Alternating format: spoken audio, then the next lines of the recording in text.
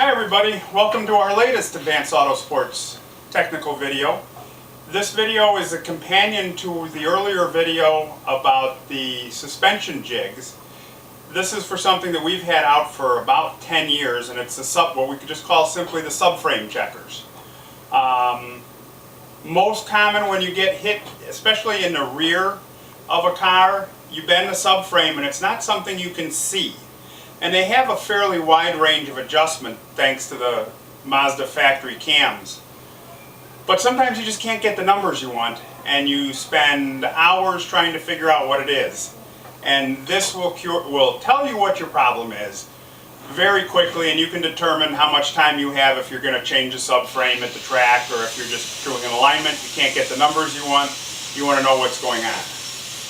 So, very simply, it's a U-shaped bend. We know exactly what these sizes are.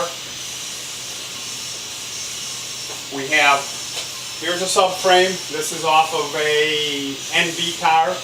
I've marked here with white paint so you can see the tips of the horseshoes. Remember, this is upside down from what you'd be looking at it on the car.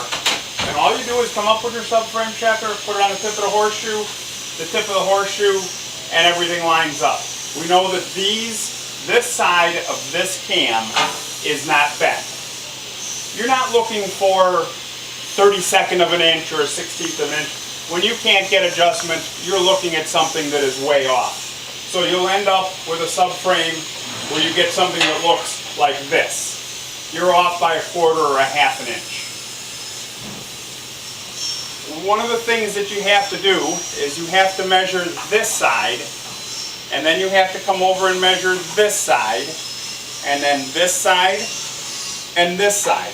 I have seen 3 out of the 4 be perfect, this one be tweaked off, and you can't get the numbers you want. So this is the rear subframe. I'm going to set this down on the floor.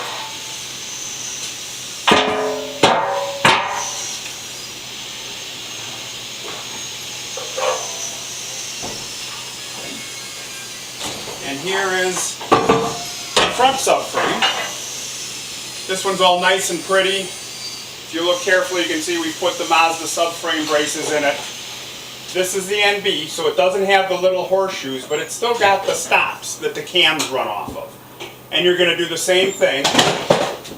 You're going to put this on this side, come over to this side, and they line up. Again, if it's off, you'll know it. And like I said, you're looking for large amounts.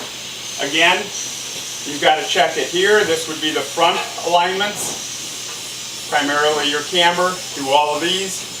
Do the same thing back here for the rear, which is primarily your caster alignment, and check these. On the front subframes, the most common ones to push in are the rear mounts. They'll push in when you get hit in the tire. The front ones, generally the problem you find is these rips, which thanks to these Mazda braces, we pretty much eliminated that problem as long as you put the Mazda braces in. Between these two pieces, red for rear, black is the front one. I don't know why, I just picked black. You can know in literally 30 seconds if your subframe is bent. When you're at the racetrack, you need to make that decision then if you're going to repair it, or if it's repairable, and if you have a spare subframe, instead of changing a whole bunch of parts, putting it together, you can't get the numbers you want. Now you have to figure out what's wrong. This will tell you before you even start working on anything, before you put a wrench on it. All you got to do is get the car up in the air. You can leave the tires on. It's simple, quick, and tells you right away what you've got.